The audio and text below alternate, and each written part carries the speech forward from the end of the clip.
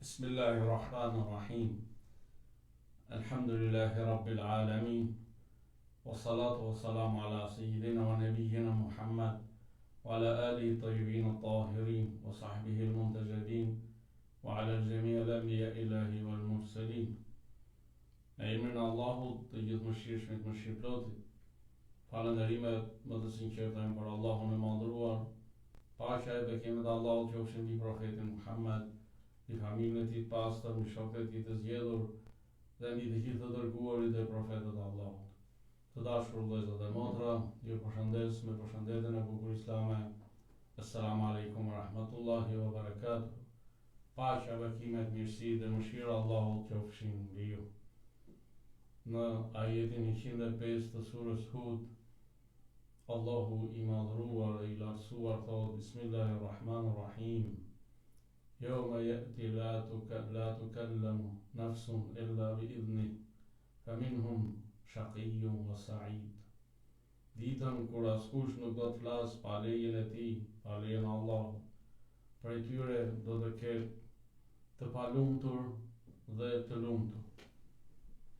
Sipas këtij ajeti të bekuar, në ditën e gjykimit, asgjë nuk ndodh pa lejen e Allahut dhe njerëzit do të ndahen në dy grupe, të lumturit dhe të palumtur, mjeranët.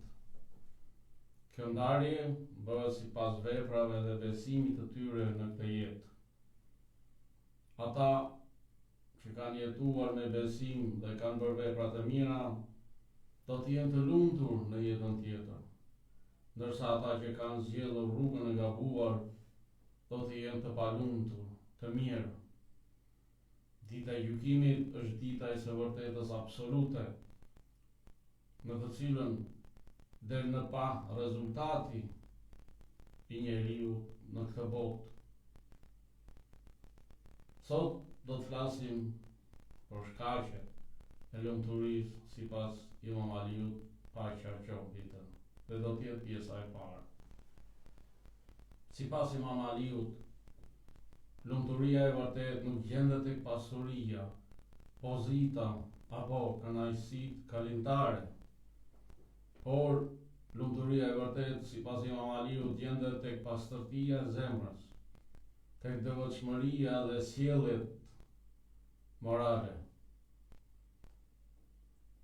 Imam Aliu thekson se njeriu i lumtur është ai që kontrollon dëshirat, ruan karakterin, është i drejtë, është falës, i përmbajtur ndaj mëkateve dhe i dobishëm për të tjerët.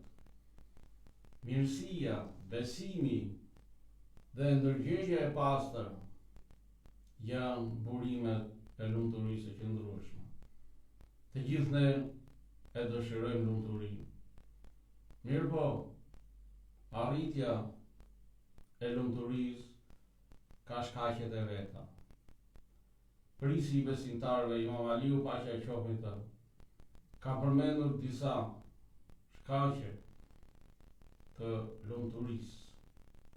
Në emisionin e sotëm do të përmendim 10 shkaqe prej shkaqeve të lumturisë dhe shkaqet e tjera inshallah do të përmendim në emisionin e ardhshëm. Dhe shkaqet e lumturisë sipas Imam Aliut, paqja qoftë mbi të, janë: shkaku i parë është marrja e mësim nga të tjerët.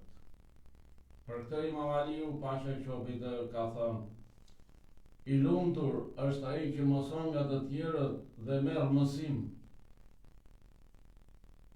Hadithi na fton të jemi vëzhgues, të mendojmë dhe të mësojmë nga realiteti që shohim, që rruga jonë të jetë më e drejtë dhe më e lumtur. Ky hadith na mëson gjithashtu se lumturia vjen kur njeriu e ndërton jetën e tij mbi mençurinë. Ai njeri që mëson nga përvojat e të tjerëve e kursen veten nga sprovat dhe vështirësitë e panevojshme.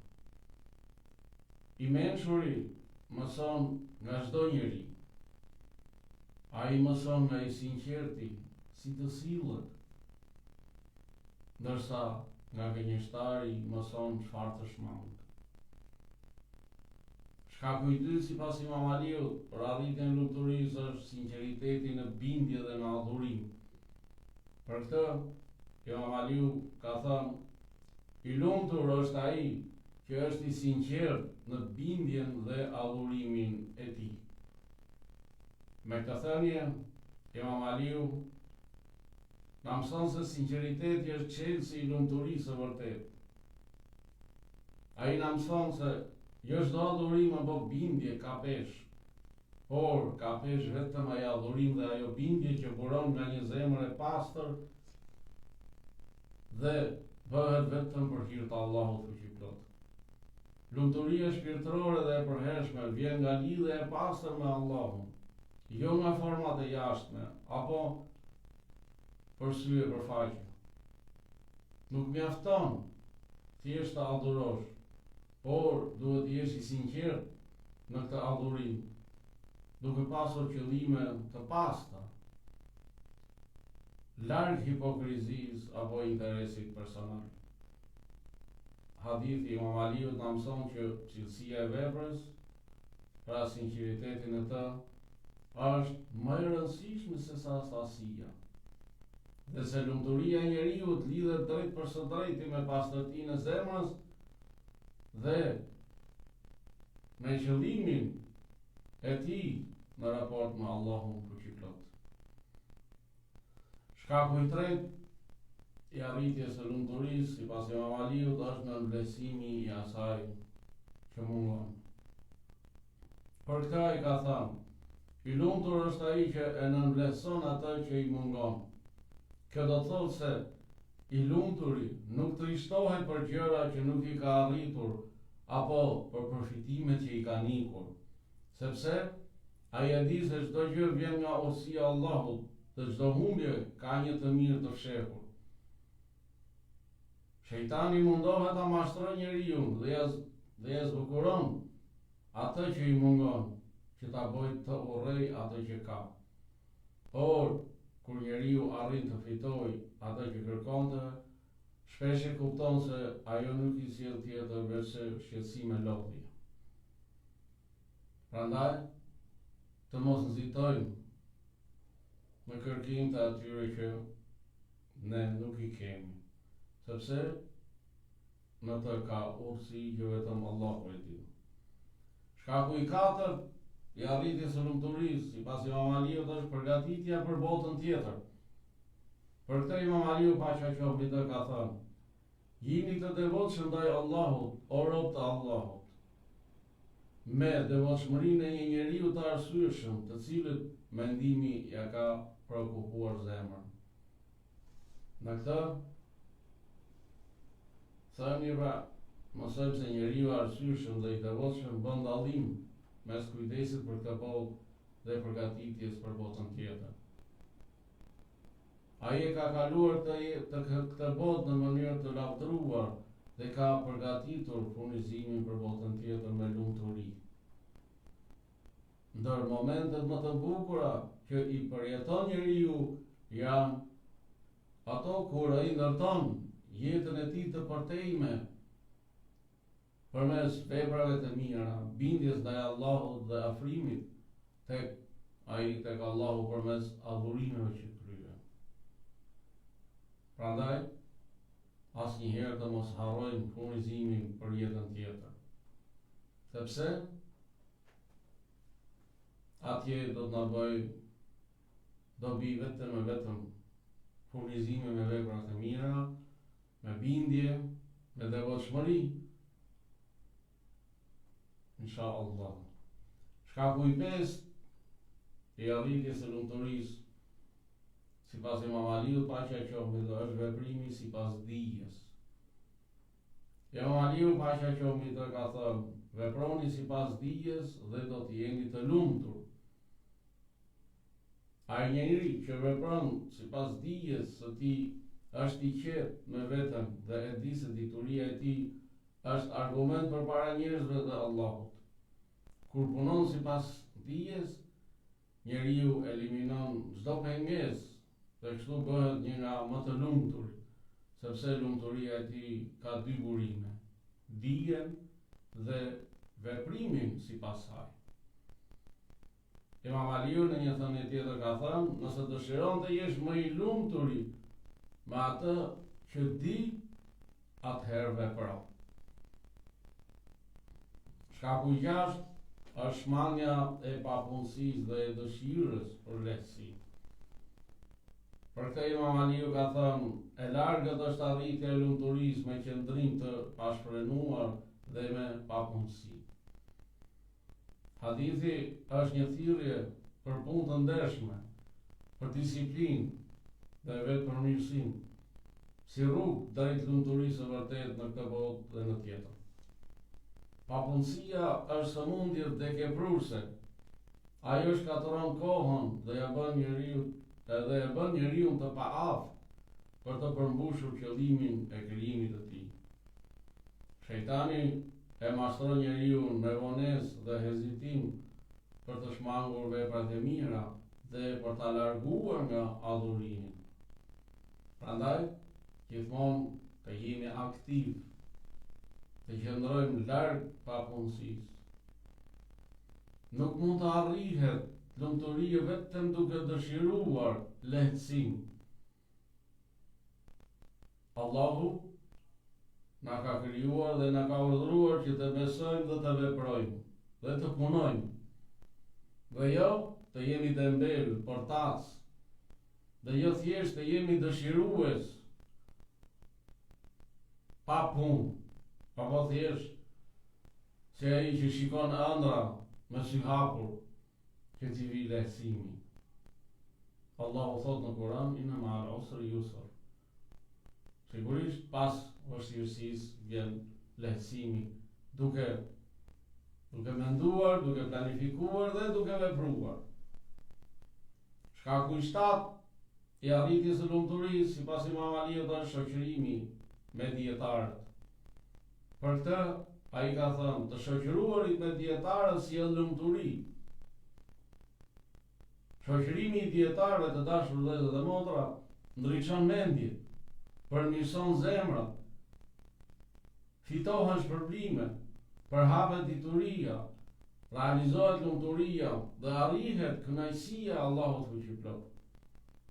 Shoqëria më e mirë është ajo që ndriçon shpirtin dhe edukon moralin. Dhe këtë të bën më së miri shoqërimi me dietarët, sepse dietarët, siç na thot profeti Muhammed sallallahu alaihi wa alihi, janë trashëgimtarët e profetëve. Shkaku i 8 i arritjes së lumturisë, sipas Imam Aliut, është besimi, imani.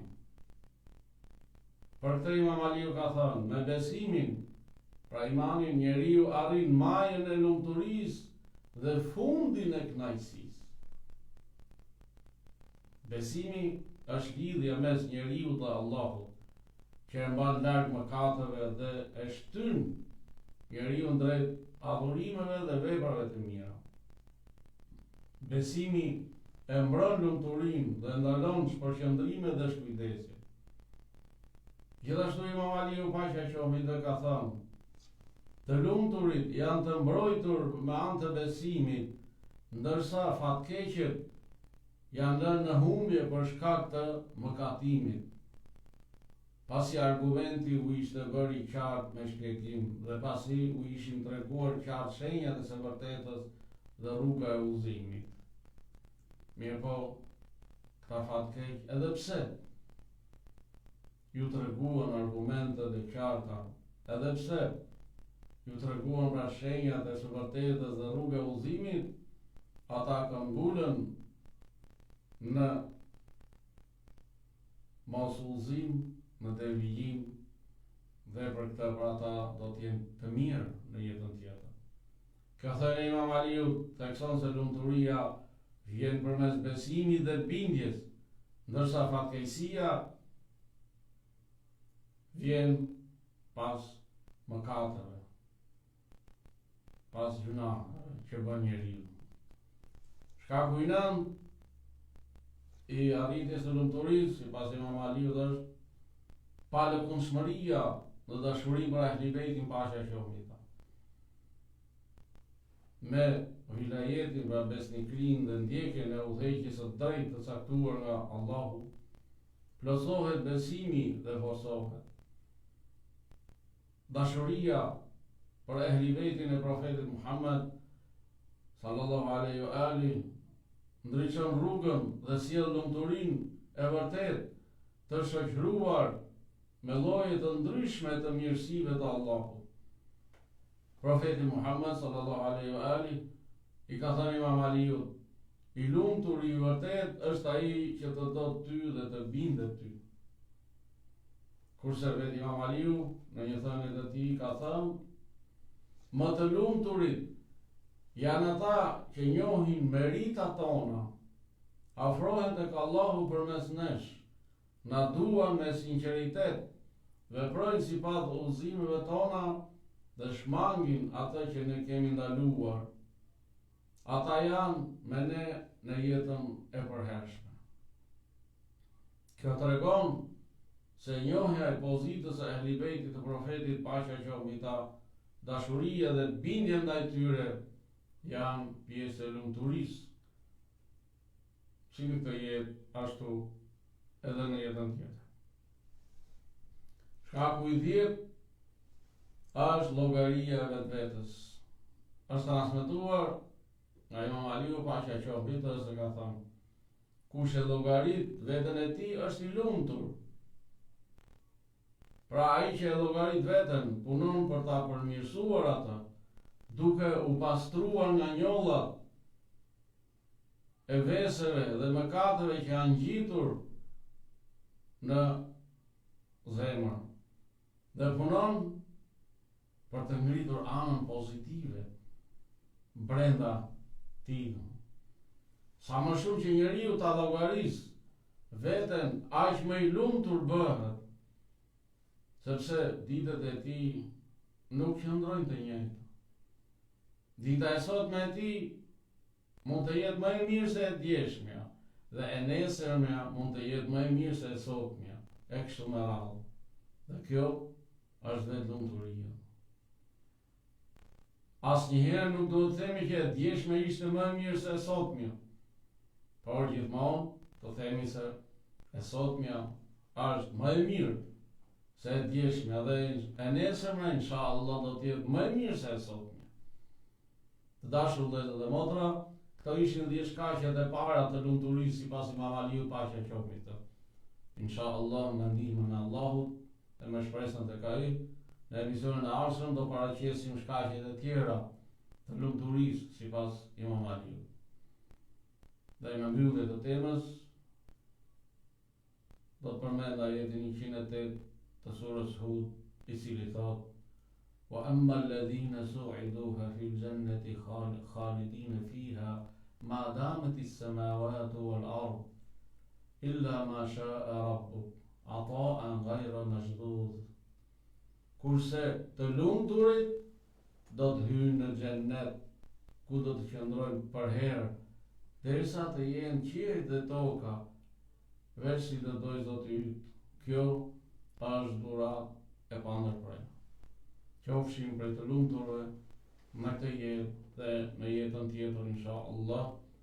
Allahu ju ruajt ju dhe familjet tuaja kudo që jeni. Assalamu alaikum wa rahmatullahi wa barakatuhu. Paqja, bekimet, mirësi dhe mëshira Allahu qofshin mbi ju.